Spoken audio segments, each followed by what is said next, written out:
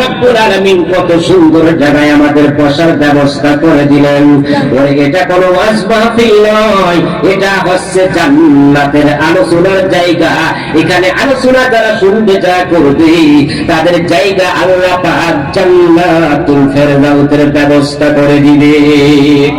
এ নবীর উম্মতের দল, হাফেজে কুরআন কাজী আবু বকর তিনি বাড়িতে যেতে চান।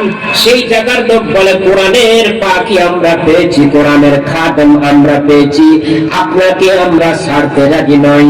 জীবনের বিনিময় যদি আপনাকে রাখতে হয়, টাকা পয়সা দিয়ে যা করে হোক আপনাকে রাখতে হয়, আপনাকে আমরা খতিব হিসাবে আপনাকে আমরা রেখে দিলাম, আপনাকে আমরা যেতে দিব না।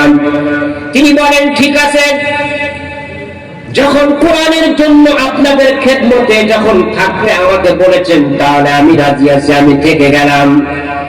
ইমামতি তিনি করতেছেন, খতিবগিরি তিনি করছেন। কিছুদিন পর ইয়াং ছেলে আল্লাহর কোরআনের হাফেজ কাজী আবু বকর তিনি ইমামতি করতেছেন, খতিবগিরি তিনি করতেছেন। করতে করতে বেশ কিছুদিন যখন চলে গেল, আল্লাহ পাকের আশিক বান্দা যখন তিনি খেদমত করতেছেন মসজিদের, মানুষ তার কাছে আসে মাসলা মাসাইল শিখে, কোরআনের তেলাওয়াত শিখে। কিছুদিন পর তার মুসল্লিরা বললেন, হুজুর বিয়াদবি মাফ করবেন, যদি আপনাকে একটা কথা বলতে চাই। বলেন। বলে, আপনি এক মানুষ, আল্লাহ পাকের খাস বান্দা, কোরআনের আপনি খাদেম।